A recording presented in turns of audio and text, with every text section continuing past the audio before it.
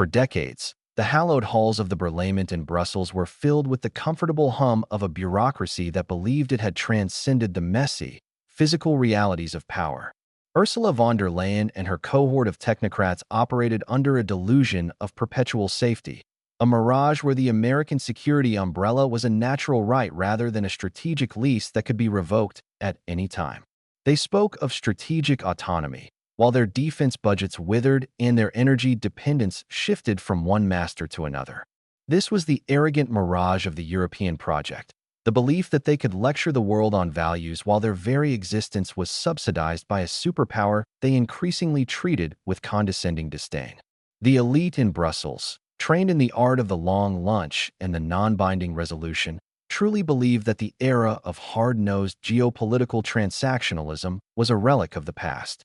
They viewed Donald Trump's first term as a fever dream, a temporary glitch in the matrix of globalist hegemony that would be corrected by a return to normalcy. But normalcy was a ghost, and the reality that replaced it was far more clinical and unforgiving than any of their consultants in London or Paris had predicted. The calculation in the corridors of the European Commission was that they could continue to run massive trade surpluses, hollow out their own militaries, and outsource their security to Washington while paying for it with nothing but diplomatic platitudes and occasional participation in symbolic military exercises. This hubris-driven policy was built on the assumption that America would always find it in its own interest to protect a Europe that was becoming a strategic liability. They failed to realize that the geopolitical tax for this protection was coming due, and that the man who would collect it didn't care about the rules-based international order, if that order meant the slow-motion bankruptcy of the American industrial heartland. The stage was set for a confrontation that would strip away the veneer of Atlanticist unity and reveal the hollowed-out shell of a continent that had forgotten how to be sovereign.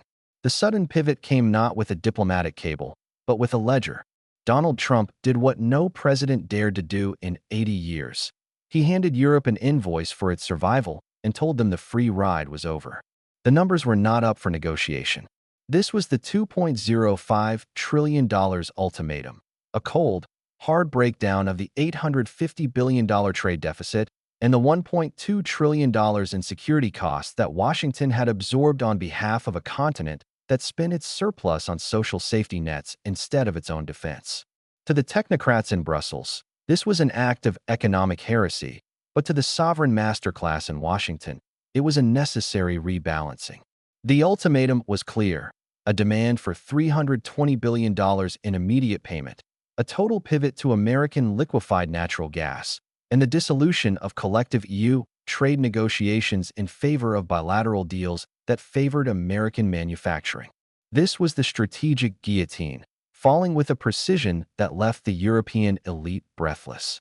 The shock in von der Leyen's offices was palpable. They had spent years drafting the 14th and 15th rounds of sanctions against Russia, believing they were the ones holding the levers of economic pressure, only to realize they were the ones being squeezed. Trump's move was a sovereign masterclass in using leverage that the Europeans had forgotten even existed. While Brussels was playing with paper tigers and climate targets, the reality of the American ledger was being weaponized. The invoice for survival was not just a financial demand. It was a psychological operation designed to shatter the collective delusion of the European Union. It forced a choice between total economic submission or a systemic collapse that would see their most prized industries liquidated in a matter of months. This wasn't a trade dispute. It was a logistical divorce, where the partner who provided the house and the security was finally changing the locks. The calculations of the European consultants never accounted for a Washington that was willing to walk away from the table entirely. The 30-day deadline attached to this ultimatum acted as a ticking clock for the end of the European industrial dream. If the demands were not met, a 60% tariff would be applied to the very sectors that define European prestige and economic stability: the automotive and luxury industries. For a country like Germany, where the automotive sector is the backbone of the national identity and the primary driver of the export-led economy, a 60% tariff is not a hurdle. It is a death sentence. Volkswagen, BMW, and Mercedes-Benz, already struggling with the transition to electric vehicles and high energy costs, suddenly faced a reality where their largest and most profitable market would be effectively closed. The luxury houses of France, from LVMH to Kering, would see their margins evaporated overnight. This was a clinical strike against the heart of the European elite's wealth. The 30-day window was a masterful piece of psychological warfare, leaving no time for the usual European tactic of endless committee meetings and bureaucratic delays. It was a do-or-die scenario that exposed the systemic fragility of the Eurozone. The systemic cost of failure was being calculated in real time by analysts from Bloomberg and the Financial Times, who were forced to admit that the European position was one of total vulnerability. The middle corridor fantasy, where Europe would act as a bridge between East and West, was revealed as a hollow rhetoric. Without the American market and without American protection, the European Union was nothing more than a collection of aging economies with high debt-to-GDP ratios and no clear path to growth. The strategic blindness of the Brussels elite had led them into a trap where their only options were to pay the $320 billion ransom or watch their industrial base go into a fiscal death spiral. The panic in the boardrooms of Stuttgart and Paris was a direct reflection of the bankruptcy of the elite's vision for a post-national Europe. For the average worker in a German factory or a French workshop, this isn't a trade dispute. It's the day their heating bill became a ransom note and their job became a pawn in a game they were never told was being played. The human cost of the EU's hubris-driven policy is starting to manifest in the lived reality of millions. As the ultimatum demands a total pivot to American gas, the European energy market is being forcibly restructured. The industrial mobilization that the EU had promised to protect its climate goals is being replaced by a deindustrialization spiral where energy-intensive industries simply cannot survive. The price of American LNG, while marketed as a freedom fuel, comes with a geopolitical tax that the European middle class will be forced to pay. For decades, the European social contract was funded by cheap Russian energy and an American subsidized defense budget. Now, both of those pillars have collapsed. The worker in the Ruhr Valley is seeing the cost of his existence skyrocket as the elite in Brussels fail to negotiate a way out of the corner they painted themselves into. This is the watch it burn analysis in action, observing the inevitable consequence of a system that prioritized abstract values over the physical security of its citizens. The misery of the common man is the direct result of the systemic failure of the elite to recognize that sovereign reality always wins over institutional inertia. When the heating bills rise and the factory shifts are cut, the rhetoric of European solidarity rings hollow. The bankruptcy of the elite is not just financial, it is moral and strategic. They have left their populations exposed to a cold world where the only language that matters is the language of leverage and power, a language the European Union has forgotten how to speak. The energy trap is perhaps the most ironic aspect of this $2 trillion ultimatum. By demanding a total pivot to American gas, Trump is effectively completing the decoupling of Europe from Russia, but on terms that ensure European subservience to Washington for generations. The European Commission, which spent the last 2 years congratulating itself on reducing dependence on Gazprom, now finds itself facing a new monopoly that is even more politically demanding. This is the logistical divorce in its final stage. The infrastructure for Russian gas is being left to rust, while the new reality of high-cost American LNG becomes the only option for survival. The consultant-class delusions that suggested renewable energy could bridge the gap in time were always a fantasy, and now the bill for that fantasy has arrived. The German Mittelstand, the small and medium-sized enterprises that are the true engine of the European economy, are being crushed between the high cost of energy and the loss of export markets. This is a strategic guillotine that cuts both ways. While the U.S. benefits from a captured energy market, the European industrial base is being hollowed out, making them even more dependent on American imports for finished goods. The irony is thick. The very sovereignty the EU claimed to be protecting by moving away from Russia has been surrendered to a Washington that views them not as partners, but as a source of revenue and a strategic buffer. The energy bills are no longer just about the cost of heating. They are a direct transfer of wealth from the European taxpayer to the American energy sector, a geopolitical tax for the decades of unfair trade that Trump is now correcting with clinical precision. The reality of the new multipolar order is that energy is a weapon, and Europe has found itself on the wrong end of the barrel. The watch it burn perspective allows for a clinical dissection of the panic currently gripping the European institutions. In Brussels, the reaction to the ultimatum has been a mixture of frozen terror and frantic damage control. They are attempting to use their standard playbook, drafting white papers, calling for emergency summits, and looking for loopholes in international trade law. But these are the tools of a paper tiger. The reality is that the American administration has moved beyond the rules-based framework that the EU relies on. While Brussels was drafting its 14th round of sanctions, Russia was quietly pouring concrete for a new reality, and now Trump is doing the same with a different set of tools. This strategic masterclass here is the realization that the US no longer needs the EU as a unified bloc. In fact, it is easier to manage as a collection of competing states. The ultimatum's demand for bilateral trade deals is a direct attack on the core principle of the European single market. It is a divide-and-conquer strategy that exploits the existing fissures within the Union. Poland, the Baltics, and even Italy are looking at the $320 billion bill and the 60% tariffs and asking why they should go down with the ship to save the German auto industry or the French luxury houses. The sovereign masterclass is being taught by Washington, and the students in Brussels are failing the exam. The sarcasm directed at their failed damage control is not just for show. It is an analytical necessity. Their diplomatic masterstrokes are nothing more than a series of bankrupt bluffs that have finally been called. The elite in Brussels are like architects who built a skyscraper on sand and are now shocked that the tide is coming in. The systemic collapse of the European position is further accelerated by the Middle Corridor fantasy. For years, European leaders hoped that they could create a trade route that bypassed Russia and connected them to the markets of Central Asia and China. This was supposed to be their path to strategic autonomy.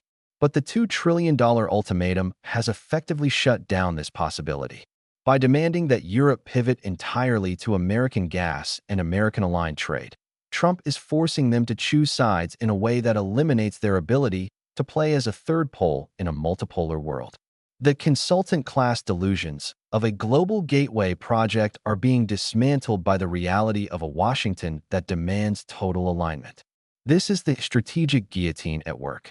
Once the 30-day deadline passes and the tariffs begin to bite, the internal cohesion of the EU will likely shatter. We are already seeing the grave faces of Western leaders as they realize that the American security umbrella was never a gift. It was a loan with a balloon payment at the end. The fiscal death spiral of the Eurozone is no longer a theoretical risk. It is a mathematical certainty if they are forced to pay the $320 billion and lose their primary export market simultaneously. Where does the money come from? The European Central Bank cannot print its way out of a $2 trillion deficit without triggering hyperinflation that would destroy what remains of the middle class. The fiscal death spiral is the inevitable conclusion of a policy that prioritized social spending over sovereign strength. The watch it burn analysis sees the smoke rising from the foundations of the European project, and it recognizes that the fire was started by the very people who were supposed to be the building's caretakers. In the midst of this chaos, Russia remains the adult in the room, observing the self-immolation of the West with a cold, strategic patience. While the EU and the US tear at each other over trade deficits and security costs, Russia has already completed its logistical divorce from the West. The sovereign masterclass that Russia demonstrated in sanctions-proofing its economy and pivoting its energy exports to the East is now the model that Europe should have followed, but is now too late to adopt. The irony of the situation is that Russia's victory is being facilitated by the very American president that the Western elite spent years mocking. By forcing Europe to its knees, Trump is inadvertently validating the Russian position that the Western bloc is a hollow construct held together by American force and European submission. The multipolar expose that this ultimatum represents is a revelation to the rest of the world that the transatlantic alliance is a protection racket that has run out of protection. Russia, having already endured the worst that the Western financial system could throw at it, is now in a position of relative stability compared to a Europe that is about to be liquidated. The industrial mobilization that is happening in Russia contrasts sharply with the fiscal death spiral in Germany. The new multipolar order is not a future possibility, it is the present reality. The shift in global gravity is moving away from the Atlantic and toward a more fragmented, transactional world where sovereignty is the only currency that matters. The sovereign masterclass is not about who has the most rules, but who has the most physical leverage. The closing of the era of European strategic blindness is being marked by a permanent shift in the global order. The $2 trillion ultimatum is the strategic guillotine that marks the end of the post-World War II arrangement. The American security umbrella is being folded up and sold back to the people it once protected, but at a price they can no longer afford. The watch it burn analysis of the opponent's panic is not just about the failure of one policy. It is about the failure of an entire worldview. The consultant class that thought they could manage the world through soft power and economic integration has been proven wrong by the physical reality of trade balances and energy security. The new multipolar order is one where Russia and the United States deal with each other as sovereign powers, while a fractured Europe is left to pick up the pieces of its shattered industries.